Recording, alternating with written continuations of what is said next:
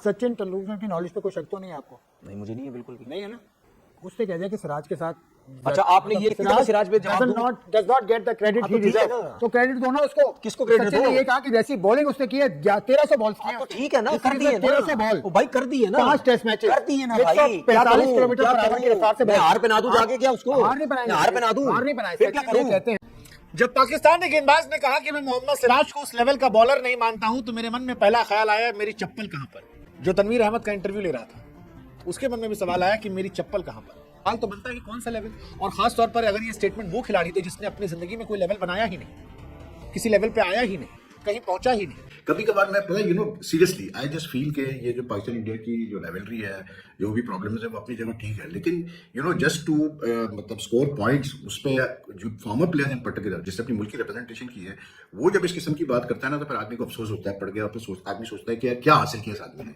जैसे रवींद्र राजा ने भी बात की कि हमारे बोलर्स को थोड़ा सा जज्बा लाना पड़ेगा, लाइक हारिस रऊफ है, हारिस रऊफ, उन्होंने कहा कि उनको ऑफर दी गई कि भाई आप ऑस्ट्रेलिया में 10 ओवर डाल दो एक दिन के, उन्होंने कहा भाई मैं तो नहीं डालूंगा, मैं खेल ही नहीं रहा टेस्ट क्रिकेट।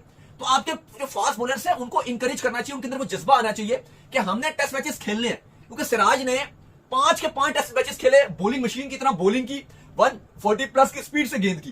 तो ये जो जज्बा है टेस्ट क्रिकेट खेलने का, सिराज तीनों फॉर्मेट्स खेलते हैं ना इंडिया की तरफ से, ओडीआई भी, टेस्ट भी, टी20 भी, आईपीएल भी खेलते हैं।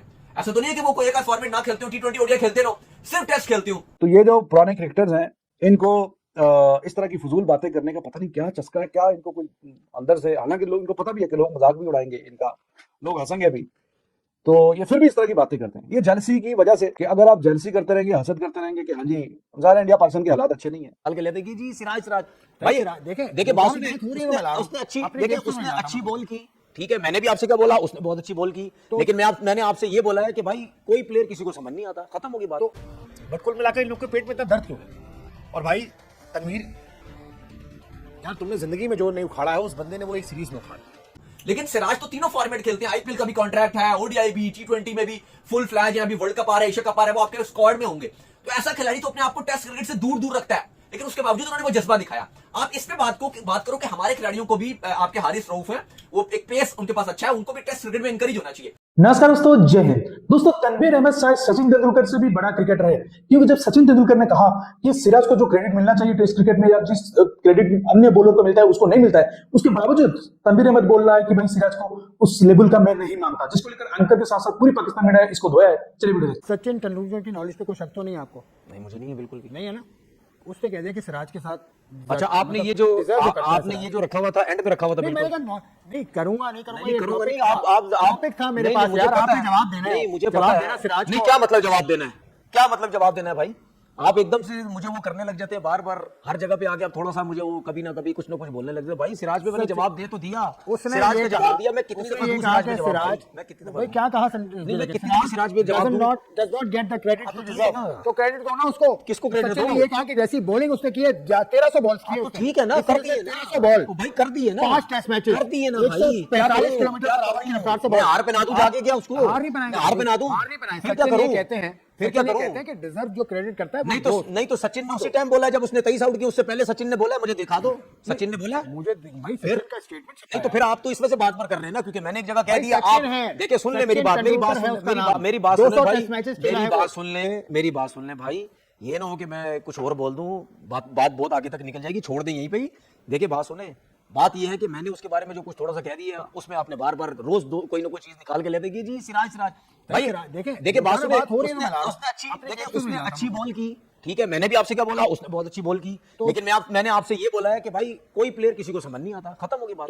अब मैं अगर आज यहाँ बैठा हूँ, मुझे कुछ लोग लाइक करते होंगे, कुछ नहीं लाइक करते होंगे, इसका मतलब ये तो नहीं है कि मैं बोलूँ जी वो मुझसे वो हटती है उसकी, मुझसे वो पसंद नहीं करता मुझे, ऐसा तो नहीं हो सकता। आपकी राय है, फिर आपकी राय सराखों पे, आप जो सोचते हैं सही है। मैंने वो बात रखी जो सचिन रमेश तेंदुलकर ने कही थी, जिसका नाम ही काफी है इस दुनिया क्रिकेट में, उसका नाम ही काफी, उस जैसा बैट्समैन शायद ही दोबारा पैदा हो। आपने ये तो नहीं बोला, आपने ये तो नहीं बोला, आपने ये तो नहीं मुझे बोला कि जो आपने सचिन तेंदुलकर बात की थी, हसन अली की, हसन नवाज की, हसन नवाज को आपने ये तो नहीं बोला कि यार आपने वो एक दिन पहले यही बात की थी, और उस क्लिप में भी सचिन तेंदुलकर ने वही बात की जो आपने की थी, उस पे तो आपने मेरी तारीफ नहीं की। वो क्यों नहीं की? मैंने उस पे तो आपने मेरी तारीफ नहीं की। क्यों कहते? जब पाकिस्तानी गेंदबाज ने कहा कि मैं मोहम्मद सिराज को उस लेवल का बॉलर नहीं मानता हूं, तो मेरे मन में पहला ख्याल आया मेरी चप्पल कहां पर।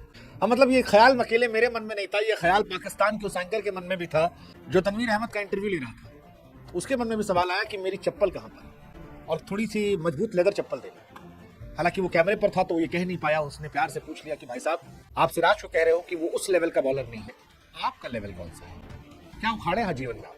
मतलब आप तो क्रिकेटर थे। हालांकि क्रिकेट पर ज्ञान इस दुनिया में हर कोई देता है, लेकिन जब कोई क्रिकेटर कहता है कि वो उस लेवल का नहीं है तो उस लेवल में फिर सवाल तो बनता है कौन से लेवल।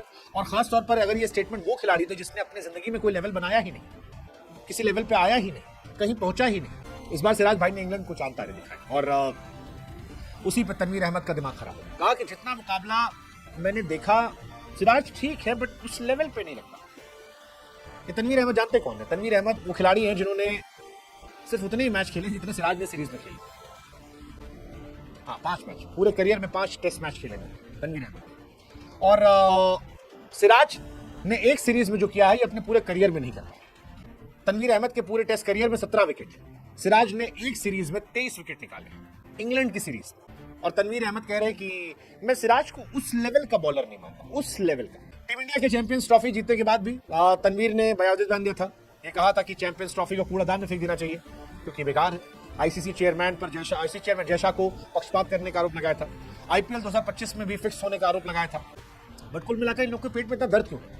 और भाई तनवीर यार, तुमने जिंदगी में जो नहीं उखाड़ा है उस बंदे ने वो एक सीरीज में उखाड़ा। एक खिलाड़ी जिसके बारे में बेन स्टोक्स कह रहा है कि ही डिजर्व्स ऑल रिस्पेक्ट, जिसके बारे में हैरी ब्रूक जो प्लेयर टूर्नामेंट बना वो कह रहा है कि ही ट्रूली डिजर्व्स एवरीथिंग, जो रूट कह रहा है उसको तुम कह रहे हो कौन? वो एम्पायर्स हैं हमारे पाकिस्तान के एहसन रजा और श्रीलंका के कुमार धर्मसेना। और धर्मसेना तो खुद टेस्ट प्लेयर हैं और बड़े दोनों एक्सपीरियंस एम्पायर्स हैं। लेकिन पता चला कि यार इनकी आईसाइट बड़ी वीक है भाई, और इनकी जो है ना सेंस ऑफ स्मेल भी बहुत वीक है। इसलिए क्योंकि बकौल शब्बीर अहमद के, जो कि पाकिस्तान के फॉर्मर टेस्ट क्रिकेटर हैं, इंडिया ने जो है वो वैसलीन का इस्तेमाल किया ओल्ड टेस्ट में, सेकेंड इनिंग्स में, इंग्लैंड की सेकेंड इनिंग्स में। और उसकी वजह से जो है बॉल ने काफ़ी ओवर्स के 80 ओवर्स तक जो है अपना शाइन रिटेन किया और इसी वजह से जो है इंडिया ने सेकंड न्यू बॉल भी नहीं ली। बात यह है कि अगर आजकल के दौर में जहाँ इतने कैमराज लगे हुए होते हैं, जहाँ बॉल मतलब हर ओवर के बाद जो है एम्पायर के हाथ में आती है, वहाँ पर अगर एहसन रजा वही पाकिस्तानी एम्पायर और इंडिया का टेस्ट मैच हो रहा है और कुमार धर्मसेना, मतलब अगर ये दो एम्पायर्स में इतनी एबिलिटी नहीं है कि ये मतलब देख अगर वैसलीन लगी हुई हो गेंद पे या मतलब गेंद को जो है उस पर वैसलीन लगाई जा रही हो और इनको ना पता चले, ये स्मेल ना कर सके या देख ना सके, तो मैंने कहा फिर कमाल है फिर तो। और शब्बीर अहमद जो कि मतलब उस मैच में शायद थे भी नहीं, वो दूसरे बैठ के कह रहे हैं कि वैसलीन इस्तेमाल हुई है। कभी कभार मैं पता सीरियसली आई जस्ट फील के ये जो पाकिस्तान इंडिया की जो राइवलरी है, जो भी प्रॉब्लम है वो अपनी जगह ठीक है, लेकिन जस्ट टू मतलब स्कोर पॉइंट्स उस पर जो फॉर्मर प्लेयर इन पर्टिकुलर जिसने अपनी मुल्क की रिप्रेजेंटेशन की है, वो जब इस किस्म की बात करता है ना तो फिर आदमी को अफसोस होता है, पड़ गया फिर आदमी सोचता है कि यार क्या हासिल किया इस आदमी ने।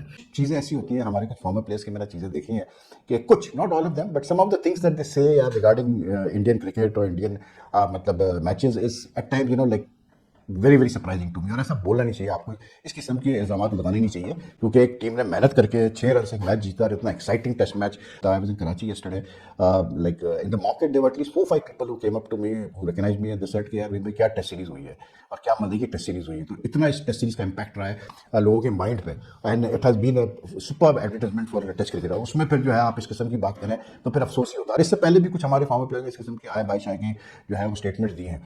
तो फजूल में कीड़े निकालना, नुक्ताचीनी करना, उससे कोई पाकिस्तान की टीम की हालत तो अच्छी नहीं हो जाएगी। जेलसी का कोई इलाज नहीं है। पूरी दुनिया ने तारीफ की, जिनके खिलाफ सीरीज थी उन्होंने भी वाह वाह बोला। तो भाई अगर आप अप्रिशिएट नहीं कर सकते तो फिर फजूल की नुक्ताचीनी। अब वो कह रहे हैं कि जी कोई गेंद पे ऐसा लग रहा है कि कोई वैसलीन कुछ ऐसा लगा दिया है, कुछ ऐसा, तो वो बस शबीर साहब की नजर आ गया बैठे बैठाए यहाँ पे टीवी पे, जो वहाँ पे अंपायर्स थे, वो जहाँ पे जो इतने हजारों लोग जो मैदान में मैच देख रहे थे, जो करोड़ों लोग टीवी पे मैच देख रहे थे, जो कमेंटेटर एक एक एंगल पे एक एक बात पे जो इतनी डिटेल में बात करते हैं, उनको वो कोई बातचीत नहीं दिखी।